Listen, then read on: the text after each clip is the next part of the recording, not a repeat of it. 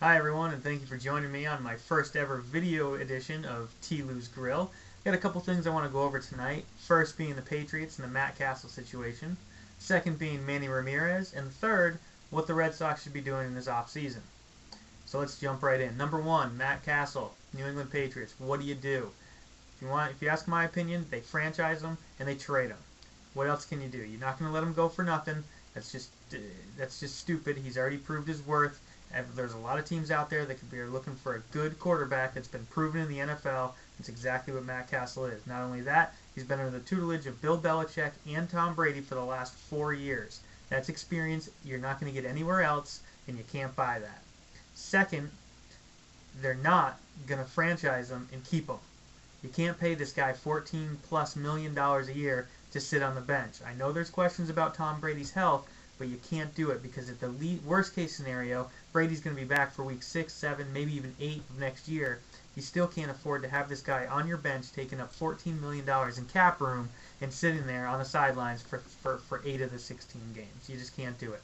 Franchise him, trade him, get a first and a third round pick, rebuild your defense. You're good to go. We'll see you in the Super Bowl in 2009.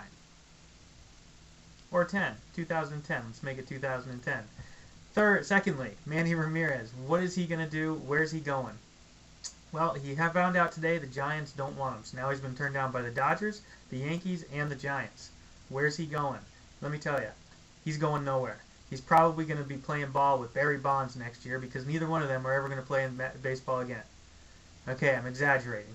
Manny will be back, but where's he going to go? At this point, it looks like he's probably going to get a 2-year deal worth $20 million a year. Exactly what he would have gotten if he just shut up and played baseball in Boston with his 2 club options.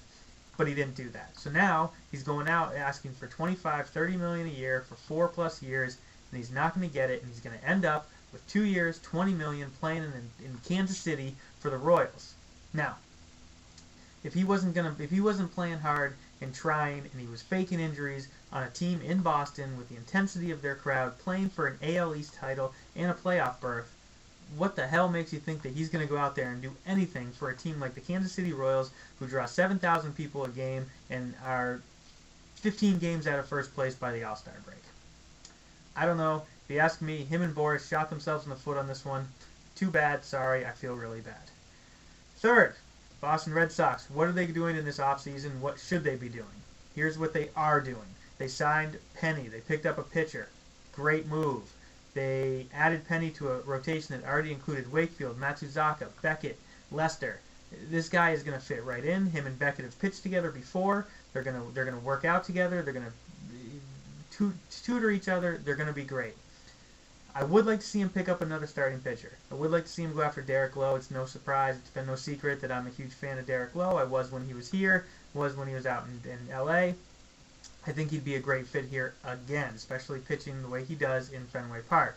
Now, is he pricey? Yes, he's a little out of their price range, but the Mets aren't biting. The Mets and him are very close on numbers. I don't know what's going to happen. I'm hoping the Mets come back and say we're not going to pay you that amount of money. Sox come in, swoop in for maybe 1 or 2 years less than the Mets, maybe give him the same amount of money, guarantee him a ring, because that's what he's going to get if he comes pitches here.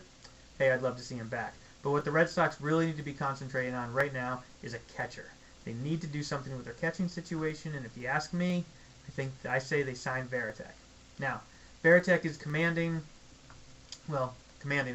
is worth maybe, if it's a 1-year deal, maybe $8-9 million. If it's a 2-year deal, I would go no more than 12 total, $6 million a year. This guy is great with the young pitching. You got Lester, who's still coming into his own. You got Beckett, who loves to throw to him. You got Masterson. You got Matsuzaka, who's only thrown to Beckett. I don't know. I think he's too valuable on the fielding side and on the game calling side to pass him up for that price. If you can get him for that price. Again, he's a Boris guy. Who the hell knows? But I would love to see him come back for 1-2 years tops. I wouldn't go any more than 2, and I wouldn't go any higher than $12 million. But this is what you got to do.